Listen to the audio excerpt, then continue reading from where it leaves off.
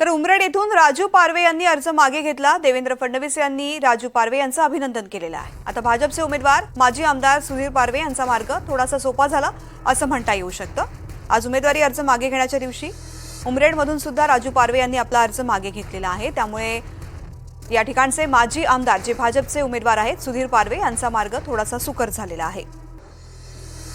संजय तिवारी माझे सहकारी या संदर्भातली माहिती देत आहेत। संजय,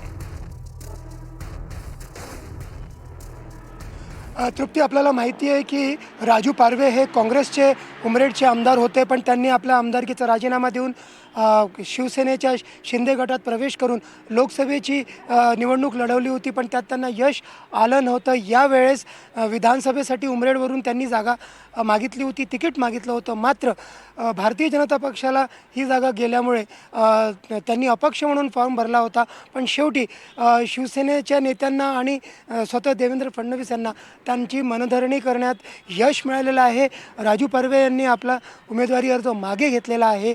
त्यामुळे सुधीर पारवे जे माजी आमदार आहेत आणि उमेदवार आहेत भारतीय जनता पक्षाचे उमरेड येथून, त्यांचा मार्ग सुकर झाला असं म्हणता येईल। मात्र भाजपचे स्थानिक उमेदवार ज्यांनी अपक्ष म्हणून फॉर्म भरलेला आहे, प्रमोद घरडे, हे नॉट रिचेबल आहेत, त्यांनी आपला अर्ज मागे घेतलेला नाही आहे। याशिवाय दुसरी महत्त्वाची बातमी म्हणजे रामटेक येथे, नागपूर जिल्ह्यातील रामटेक येथे सांगली पॅटर्न होण्याचा आता जवळपास स्पष्ट झालेला आहे, निश्चित झालेला आहे। काँग्रेसचे नागपूर जिल्ह्याचे अध्यक्ष राजेंद्र मुळक यांनी स्वतः अपक्ष म्हणून बंडखोरी उमेदवारी अर्ज दाखल केलेला आहे।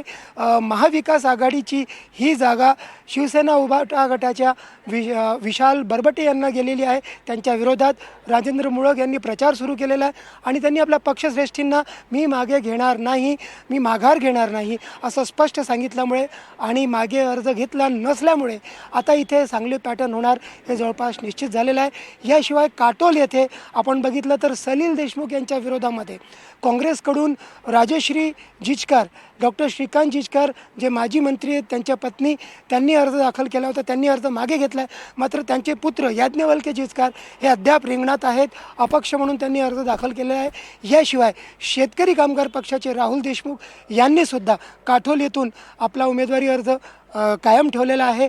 मात्र अजितदादा गटाचे सुबोध मोहिते यांनी आपला अर्ज मागे घेतलेला आहे।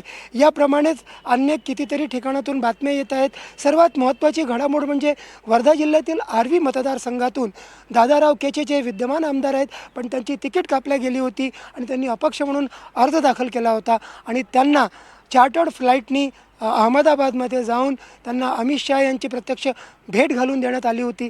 त्यांनी आपला अर्ज मागे घेतला आहे। त्यामुळे भाजपचे उमेदवार सुमित वानखेडे यांचा मार्ग सुकर झालेला आहे। आर्वी येथून ही महत्त्वाची बातमी आहे। तर अमरावती जिल्ह्यातील मोर्शी येथून भाजपचे उमेश यावलकर आणि अजितदादा गटाचे देवेंद्र भोयार यांच्यामध्ये आता मैत्रीपूर्ण लढत होईल हे स्पष्ट झालेलं आहे। अशाच पद्धतीच्या वेगवेगळ्या ठिकाणाहून बातम्या येत आहेत। अकोल्यातील हरीश आलिमचंदानी हे भाजपचे मोठे नेते, पण त्यांनी अर्ज मागे घेतलेला नाही आहे अशी माहिती मिळते।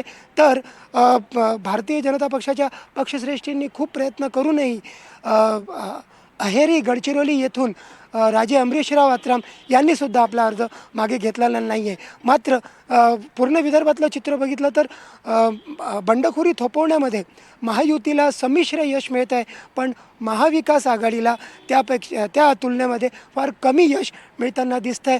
आजच दुपारी NDTV मराठीशी बोलताना नाना पटोले यांनी जे बंडखोरी करतील आणि अर्ज मागे घेणार नाहीत त्यांच्याविरुद्ध कठोर कारवाई करण्यात येईल, काँग्रेसकडून त्यांना रद्दबातल करण्यात येईल आणि त्यामुळे या बंडखोरांवरती नेमकं पक्ष काय कारवाई करतं हे पाहणं सुद्धा महत्त्वाचं असेल। संजय, धन्यवाद संपूर्ण सविस्तर माहितीसाठी।